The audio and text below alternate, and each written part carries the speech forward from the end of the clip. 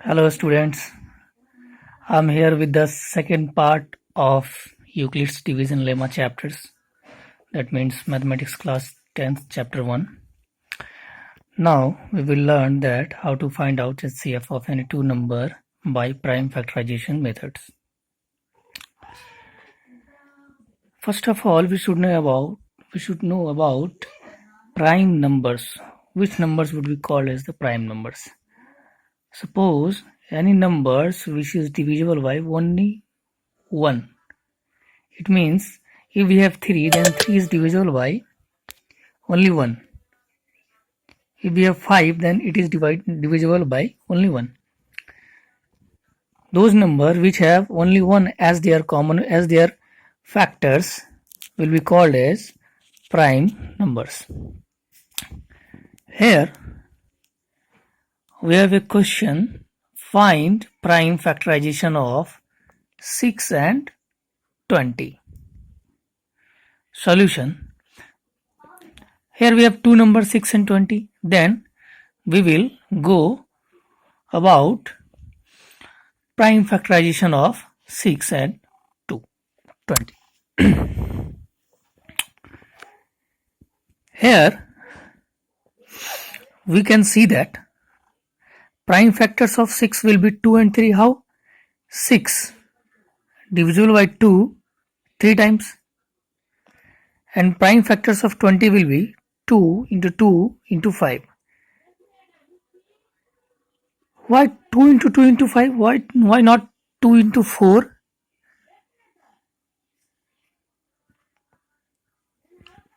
Because we may see that here if we will take 20 and it would be divisible by 4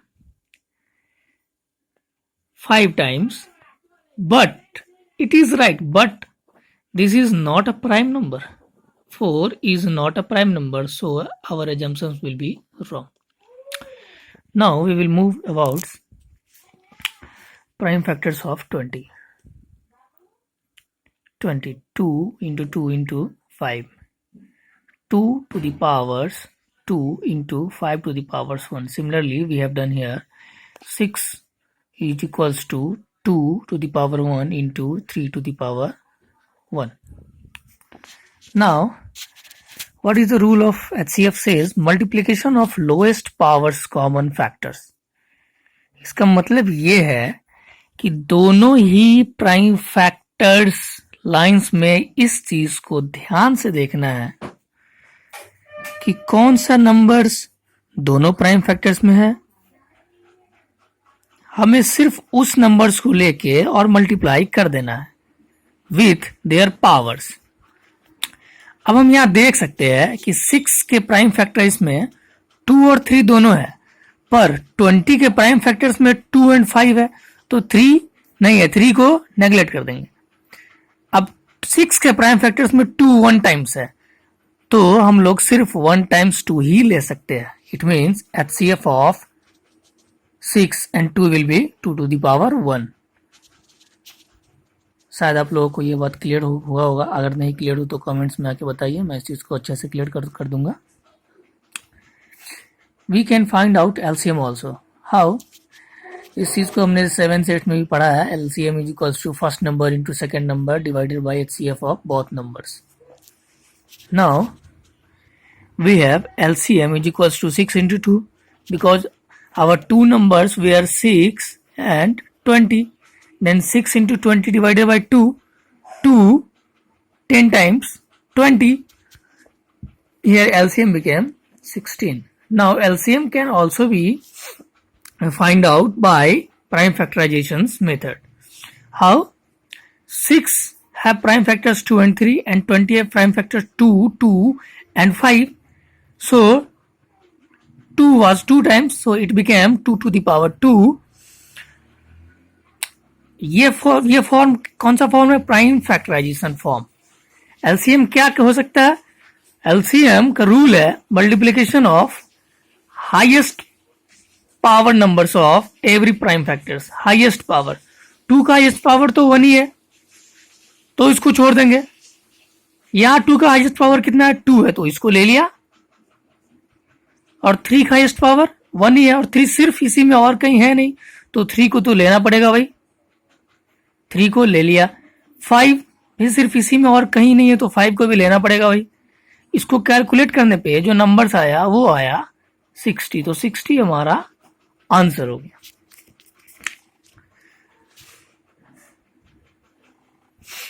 अब हम आगे बढ़ते हैं theorems 1.3 के तरफ। थ्योरम्स 1.3 क्या कहता है, इस चीज को समझने की जरूरत है। बस इसके सेंटेंस को समझिए।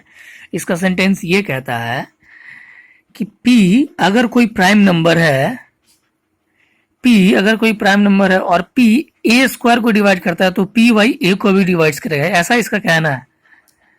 और ये थ्योरम है, इसको प्रूफ करने की कोशिश करते हैं।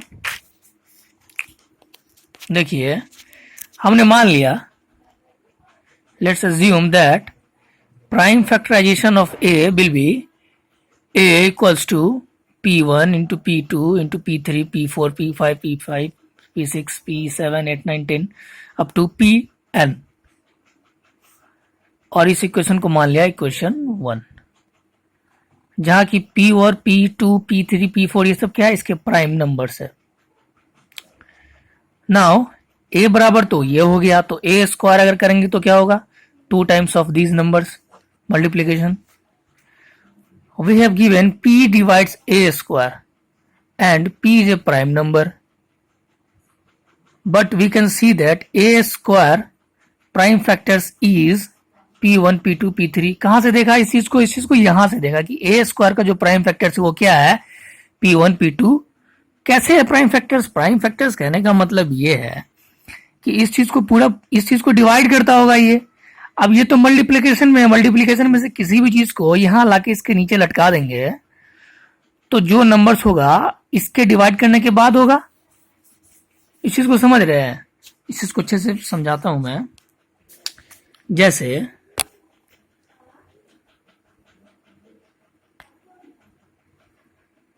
हमने अगर यहां लिखा 8 इंटू 2 इंटू 4, इट मीन्स 2 क्या है, इसका फैक्टर है या नहीं। 8 को अगर 2 के नीचे लटका दिया तो 4 रिजल्ट्स। सिमिलरली ये सारा नंबर ए स्क्वायर का फैक्टर्स है, और हमने ये भी देखा है कि भाई P जो है वो ए स्क्वायर को डिवाइड करता है, तो P कहीं ना कहीं इधर ही छुपा बैठा होगा, इधर छुपा बैठा होगा, इसका मतलब इधर भी तो छुपा बैठा होगा। अगर इधर छुपा बैठा होगा इसका मतलब इसको भी तो डिवाइड कर रहा होगा, समझिएगा इस बात को। सो P should be between the numbers, and from equation 1 a is equals to p1 p2 up to n, P between in these numbers, hence P divides a also. It's been proved. I hope it will be clear to all of you. अब इस चीज को एक question से लेकर के समझने की कोशिश करते हैं। Prove that √2 is an irrational number. Proof करना है कि √2 क्या है, वो एक इरेशनल नंबर है। लेट्स से कि √2 एक रेशनल नंबर है, तो rational numbers it means it should be in form of p by q. Here we have taken a by b form, where b is not equals to 0 and a and b have common factor 1. A and b have common factor 1. दोनों तरफ अगर square करेंगे हम, ये 2 हो गया, ये a square और b square, then b squares is equals to a square by 2, hence 2 divides a square, it is clear. And according to theorems 1.3, a square will also be divided by 2. 2 a square को भी divide करेगा और a को भी divide करेगा, तो भैया मान लिए कि जो 2 है वो a को c टाइम्स डिवाइड करता है। It means a is equals to 2c. अब जो हमारा वैल्यू है, a की जगह पे पहले वाले क्वेश्चन से वैल्यू उठा के हम रख देते हैं। a की जगह पे पहले वाले क्वेश्चन से वैल्यू उठा के रख दिया तो कैसे आया, a की जगह पे क्या हो गया भाई, 2b स्क्वायर और ये क्या हो गया 4c²। कैसे हो गया 4c²?